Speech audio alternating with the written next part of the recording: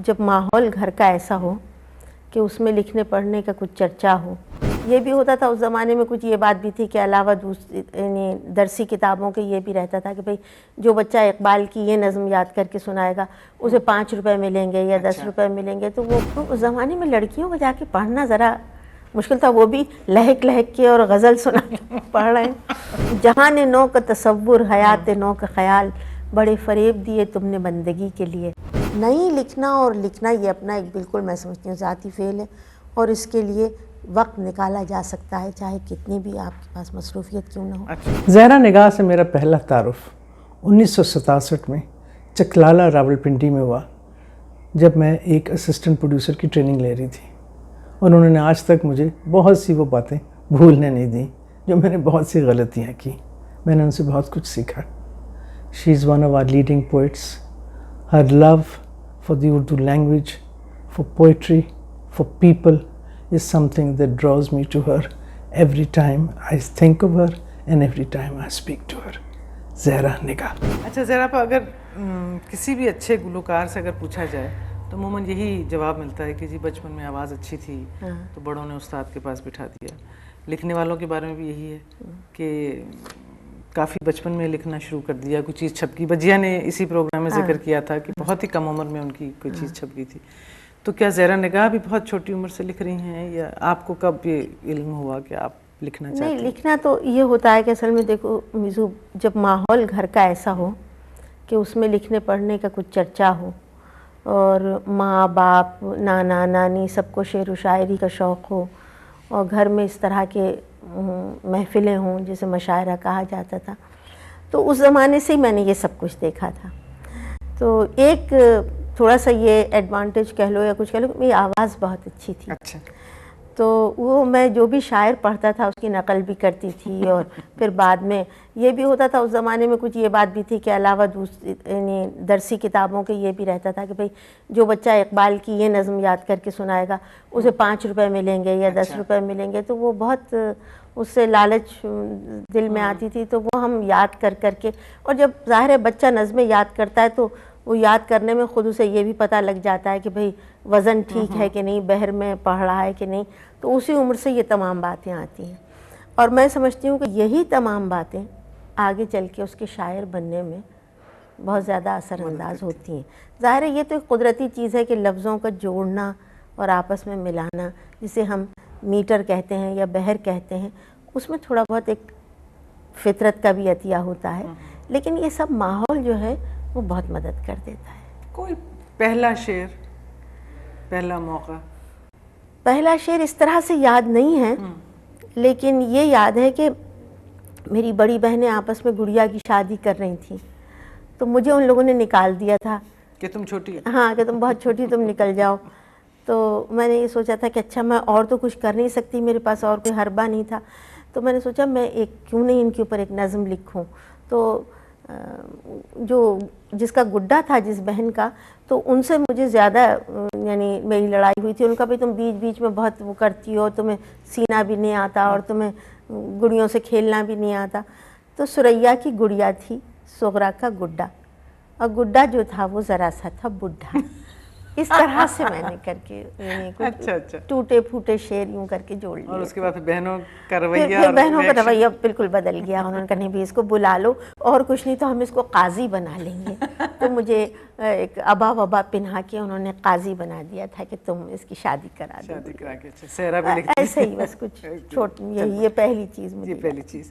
अच्छा ज़रा अपा, एक अब तो खैर कम हो गई रवायत, लेकिन मुशायरा एक जगह होती थी जहाँ पे मुझे भी याद है, ज़ाहिर है अब्बा के हवाले से। आपको अपना पहला मुशायरा याद है?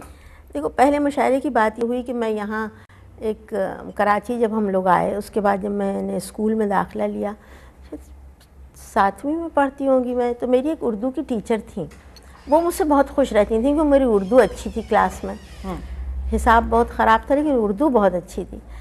तो वो छोटी छोटी नज़में, हमारी कोई टीचर जा रही हैं तो उनकी फेयरवेल अच्छा हो रही है, रुखसती पे, तो हम नज़म पढ़ने के लिए खड़े हो गए या कुछ ऐसे। तो उन्होंने मुझसे एक दफ़े ये कहा कि भाई एक मशायरा हो रहा है अफ़वाह का, तो तुम उसमें पढ़ोगी? तो मैंने कहा लेकिन मैंने मशायरे में तो कभी पढ़ा ही नहीं। तो उनका औरतों का मशायरा है। तो उन्होंने मेरी ماں سے کہا کہ ہم اس کو لے جاتے. تو میں نے وہاں پہلی دفعہ افوا کے مشاعرے میں اپنے نظم, لیکن وہ بہت عجیب مشاعرہ تھا میزو, بہت مزے کا مشاعرہ تھا. شاید میں نے کہیں اس کا ذکر بھی کیا ہے.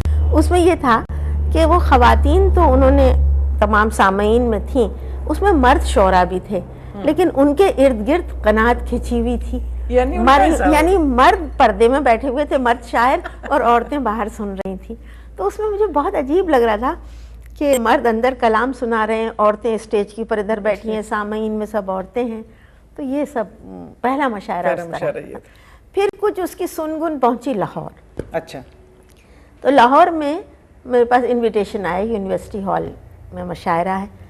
اب اس کے ظاہر ہے بہت مخالفت بھی ہوئی کہ بھئی ایک لڑکی کیسے جائے گی پڑھنے کے لیے یہ ہے. لیکن اس معاملے میں مجھے اپنے یعنی باپ کی بڑی بہت زیادہ سہارا ملا.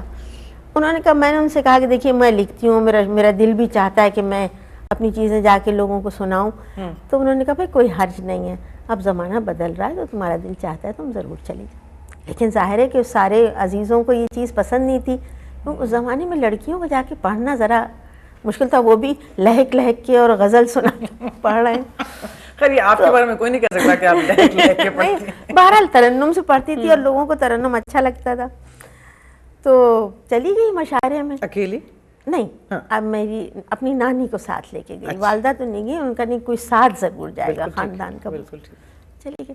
پھر یہ بھی طے ہوا کہ مشاعرے کی وردی سلوا دی جائے اس کو. وردی کیا مطلب کہ بھائی کوئی رنگین کپڑے نہ پہنے. یہ میک اپ کا تو سوال ہی نہیں پیدا ہوتا. تو سفید شلوار قمیض اور دوپٹہ اور بالکل آؤں اور ہاتھ باندھ کے اور نظریں جھکا کے ایک غزل, 2 غزل, 3 غزل, 4 غزل, 5 غزل پڑھوں اور پھر اس کے بعد اسی طرح سے چلی جاؤں واپس. ریہرسل ہوئی تھی کیا؟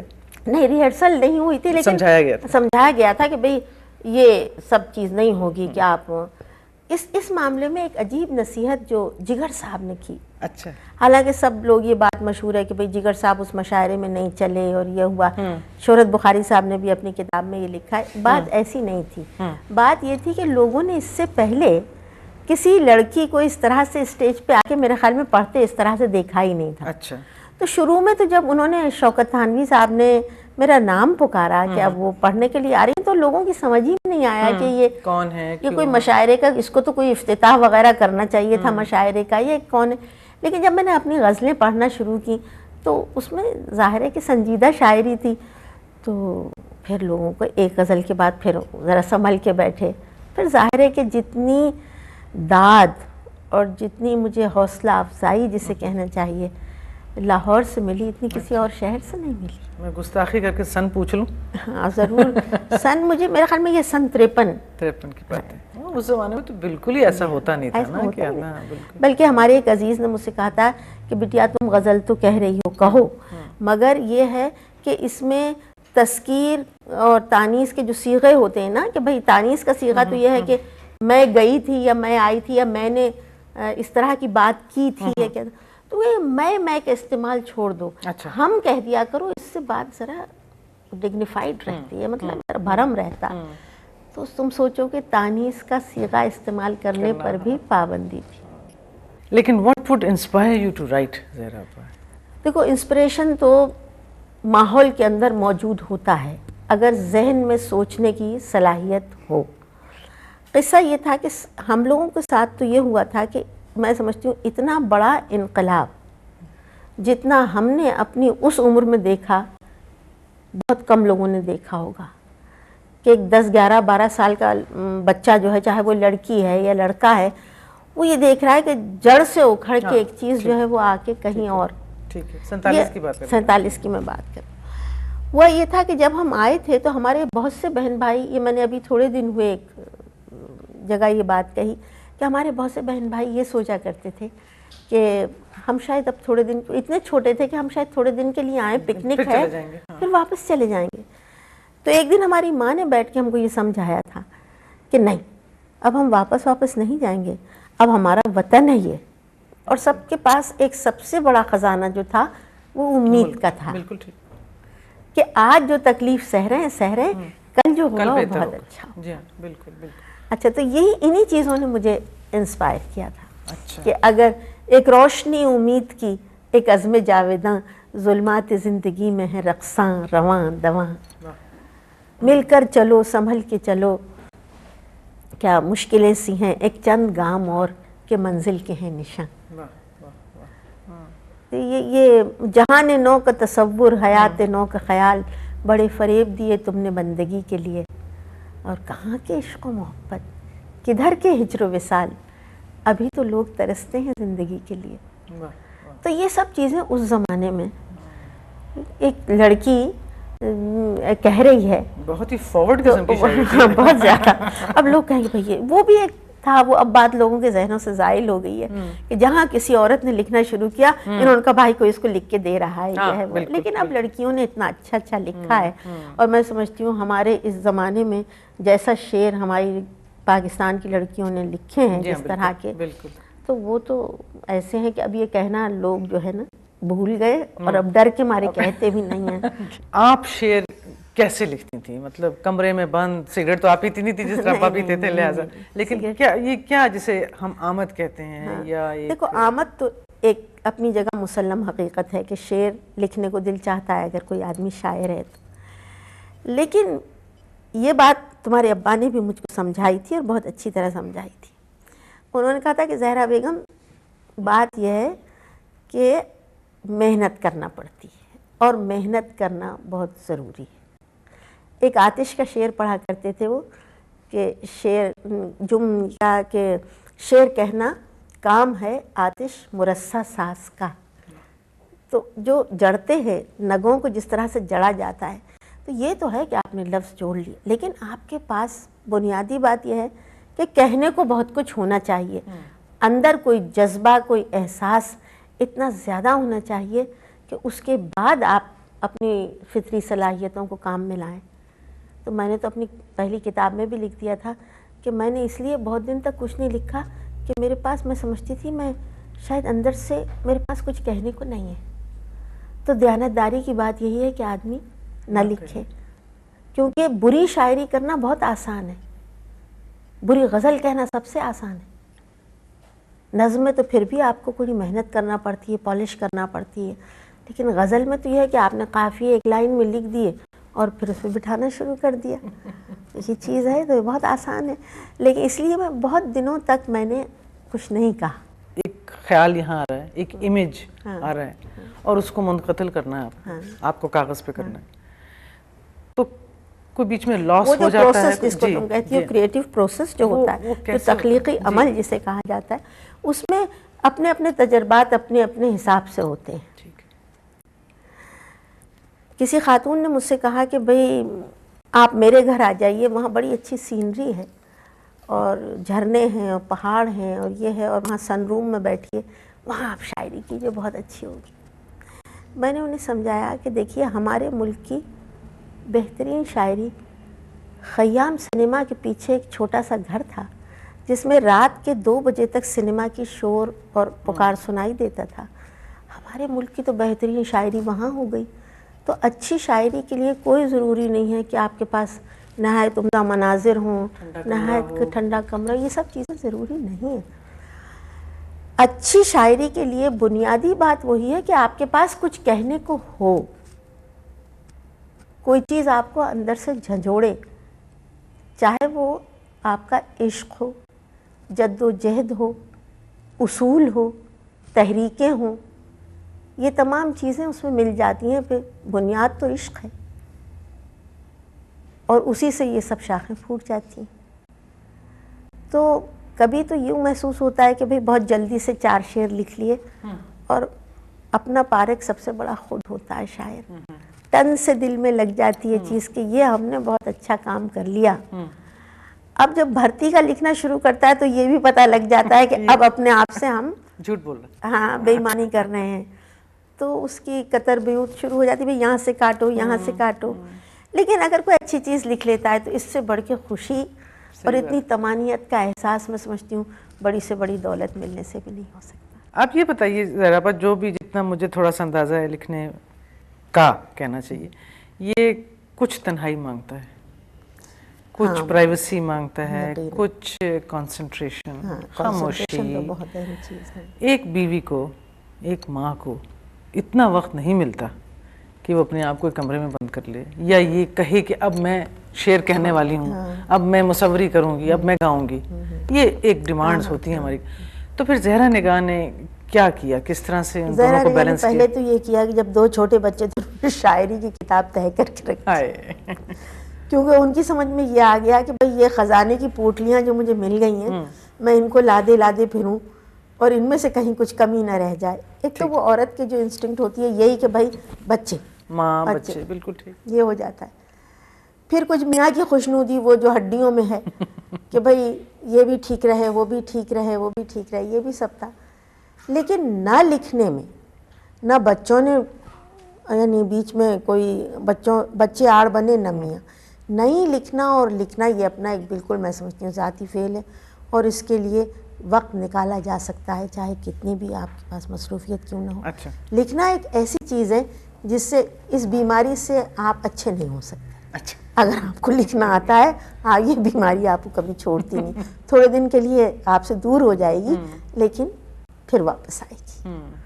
ہم لوگ جو شاعر کا تصور ہوتا ہے بال بکھرے ہوئے ہوتے ہیں اور کچھ عجیب ہونک سا چہرہ ہے, کچھ کیا شاعر ایسے ہی ہوتے ہیں؟ اس میں ایک یہ بنیادی مسئلہ یہ ہے میزو کہ انٹلیکچوئل کی شکل بنانا بہت آسان ہے, سمجھ گئے؟ تو آدمی سب سے پہلے وہی چیز لے لیتا ہے, بال بکھیرے گا, نہانا چھوڑ دے گا, کپڑے پہن لے گا, ایک خیالی دنیا میں کھویا ہوا بیٹھا ہے کہ شاعر ہے.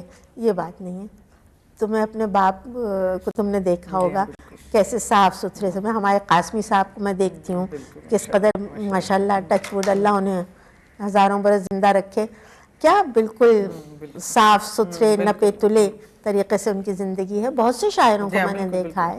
آپ نے بہت سے بڑے شاعروں کو جن کو ہم استاد مانتے ہیں بڑے, بہت قریب سے دیکھا ہے. ابا تو تھے ہی تھے لیکن اور بھی بہت سے تھے, جوش صاحب تھے اور ناصر کاظمی, سب تھے. What did you learn from them? بہت سی باتیں, بہت سی باتیں. میں تمہیں ایک چھوٹی سی مثال دوں. یہ ایک خوش نصیبی کی بات تھی کہ جوش صاحب کا, وہ فیض صاحب کا اور ہمارا ساتھ بہت زیادہ رہا, ورنہ کہاں ہم کہاں وہ. انہوں نے مجھ سے کہا تھا کہ تم چھوٹی چھوٹی باتوں پہ پریشان ہونا چھوڑ دو. تو میں نے کہا کس طرح؟ تو بولے سوئچ آف کر لیا کرو. میں نے کہا سوئچ آف؟ تو کہنے لگا ہاں ایک ہوتا ہے دماغ میں, سوئچ آف کر لیا کرو. ہمارا دماغ اس لیے نہیں ہے ان چھوٹی چھوٹی باتوں کی پریشانی میں ضائع ہو, اس کو بچا کے رکھ لینا چاہیے.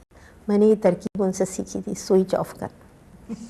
جگر صاحب نے, میں نے جب مشاعرہ پڑھنا شروع کیا تو جگر صاحب نے مجھ سے کہا تھا کہ دیکھو عورت بڑی تعظیم کی چیز ہے اور تم جھک جھک کے سلام مت کیا کرو. تو میں نے کہا پھر تو یہ لوگ برا مان جائیں گے جو مجھے داد دیتے ہیں. انہوں نے کہا نہیں, وہ برا نہیں مانیں گے. انہیں پہلی دفعہ تھوڑی سی حیرت ہوگی لیکن جب جانے لگو تو سر کی جنبش سے شکریہ کا اظہار کر دیا کرو. یہ چھوٹی چھوٹی باتیں تھیں. اچھا, ان کا مکرر ارشاد بہت ہوگا, مشاعروں کا طریقہ ہے, لیکن جس شعر کو دوبارہ پڑھنے کو تمہارا جی چاہے وہی پڑھنا, اسے تو پڑھنا ورنہ مت پڑھنا. بلکہ جوش صاحب نے ایک دفعہ مجھے ڈانٹا تھا کہ ہم اتنے بڑے بڑے شاعر تمہاری داد دے رہے ہیں اور تم سلام نہیں کر رہی. تو مجھے ڈانٹا بھی تھا ایک دفعہ.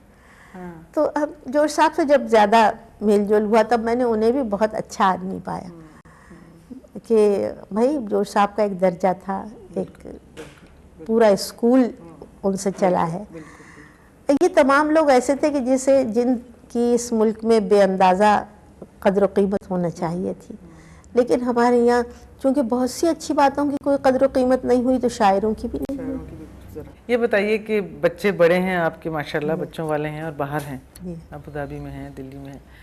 ماجد بھائی بھی اب نہیں ہیں, تو اداس ہو جاتی ہیں, دن کیسا گزرتا ہے, کس طرح دل لگاتے ہیں؟ اس میں بھی مجھے اپنے دونوں آدمی یاد آتے ہیں, فیض صاحب بھی اور ماجد بھی.